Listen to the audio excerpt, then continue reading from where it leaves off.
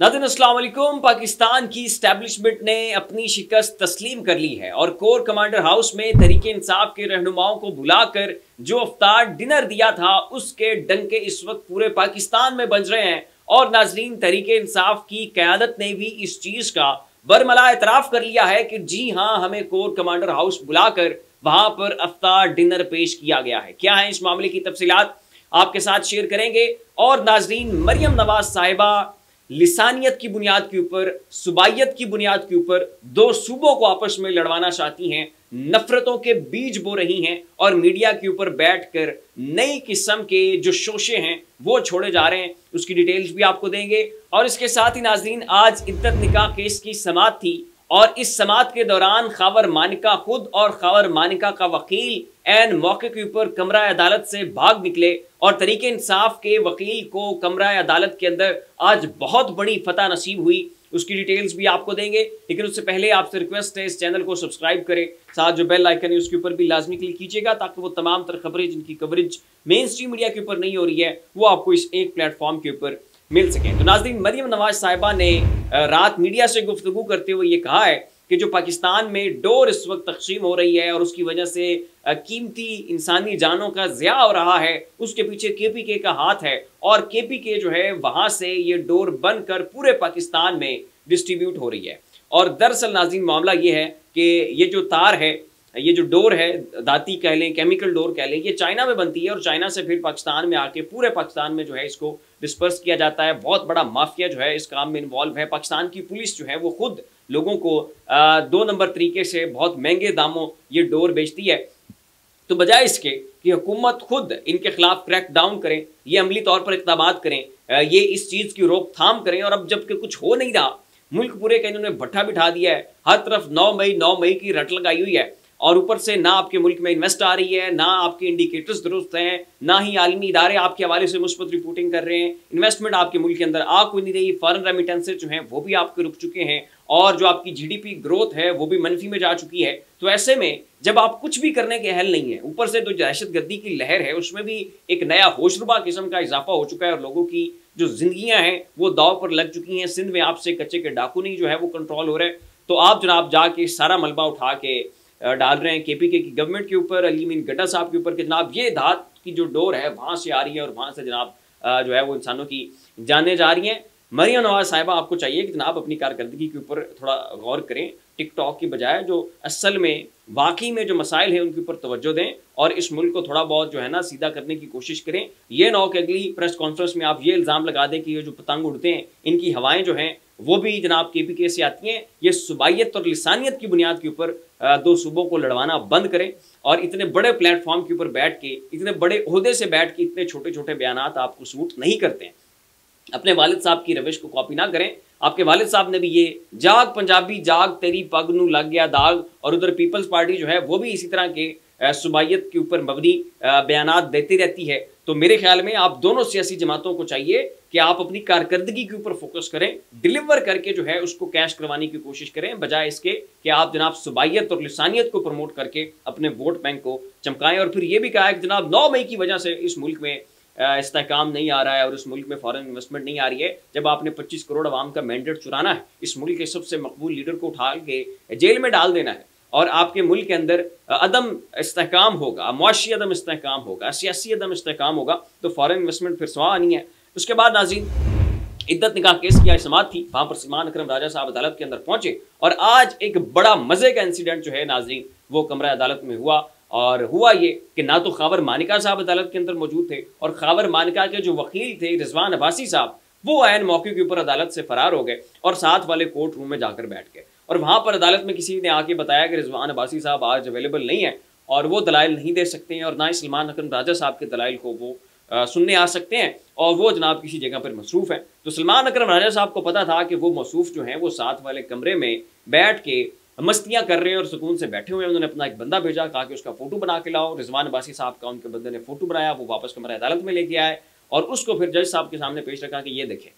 ये बैठे रिजवान अब्बासी साहब साथ वाले कमरे में फारिग बैठे जनाब अपना टाइम किल कर रहे हैं और कोई काम उन्हें है को नहीं। और फिर वो ये धमकी लगा रहे हैं कि मैं मरी चला जाऊंगा, इस केस की समाअत जो है वो रुक जाएगी। तो ये नाज़रीन आज हथकंडा खबर मानिका के साहब की जानिब से और खबर मानिका की वकील की जानिब से अपनाया गया। और यहीं से आप अंदाज़ा लगा लें कि ये केस कितना स्ट्रॉन्ग है, कितने इनके पास अगर उनके पास दलाइल होते और इस केस को वो डिफेंड करने की पोजीशन में होते तो क्या हो सकता था कि वकील जो है वह इन मौके के ऊपर फरार हो जाता? नहीं, तभी फरार हुआ जाता है जब आपके पास एविडेंस ना हो, तभी फरार हुआ जाता है जब आपके पास कहने को कुछ ना हो, तभी फरार हुआ जाता है जब आपके पास कुछ भी ठोस और सॉलिड जो है वो शवाहिद मौजूद नहीं है जिससे आप इमरान खान साहब को कसूरवार साबित कर सकें। क्या था नाज़रीन आज की समाअत का अहवाल, ये जरा आप सुने। इस्लामाबाद की डिस्ट्रिक्ट एंड सेशन कोर्ट्स में दौरान इद्दत निकाह केस में अपीलों की समाअत के दौरान वकील सलमान अकरम राजा ने दलाइल का आगाज कर दिया। इससे कबल सलमान अकरम राजा ने खबर मानिका की वकील की कमरा अदालत के बजाय साथ वाले कोर्ट रूम में फारिग बैठने की तस्वीर अदालत में पेश कर दी। जज शाहरुख अर्जमंद ने बानी पीटीआई इमरान खान और बुशरा बीबी की अपीलों पर समाअत की और इमरान खान साहब के वकील सलमान अकरम राजा साहब वहाँ पर पेश हुए। फिर उन्होंने दलाइल भी दिए और रिजवान अब्बासी साहब का फोटो भी दिखाया कि जनाब ये साथ वाले कमरे में बैठे हैं और वहाँ पर बैठ के ये मौजे मार रहे हैं और आपको ये झूठ बोला हुआ है कि मैं जनाब मसरूफ़ हूँ और आज पहुँच नहीं सकता। और यहीं से नाज़रीन आप इनकी संजीदगी का भी अंदाज़ा लगाएं और जज साहब को भी जो है उनके 14 तबक रोशन हो गए होंगे और पता चल गया होगा कि इस केस में कितनी एक जान है। शाहिद अफरीदी साहब नाज़रीन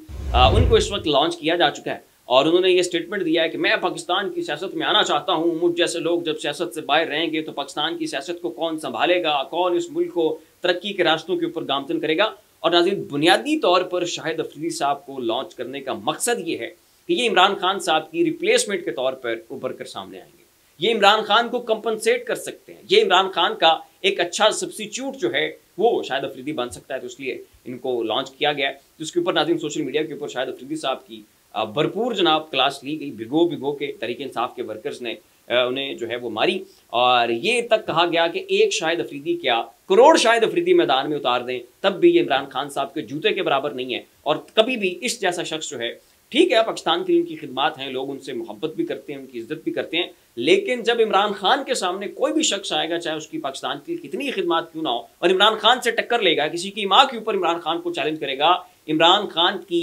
शख्सियत के उस किरदार को, उसके वकार को, उसकी शख्सियत की बुलंदी को मजरू करने की कोशिश करेगा, इमरान खान के ऊपर तनकीद करेगा, तो फिर जनाब उसके साथ वही कुछ होना है जो इंजीनियर मोहम्मद अली मिर्ज़ा के साथ हुआ, जो आयशा गुल लई के साथ हुआ, जो अलीम खान के साथ हुआ, जो जहांगीर तरीन के साथ हुआ, जो रिहाम खान के साथ हुआ। लंबी फहरिस्त है, गिनते जाएंगे नाजरीन,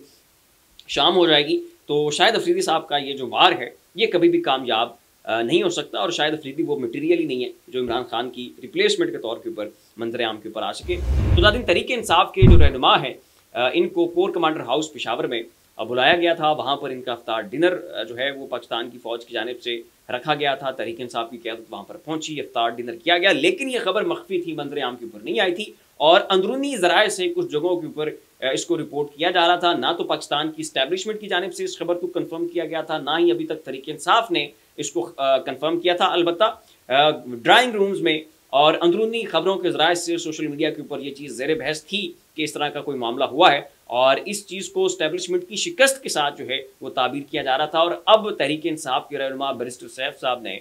खुद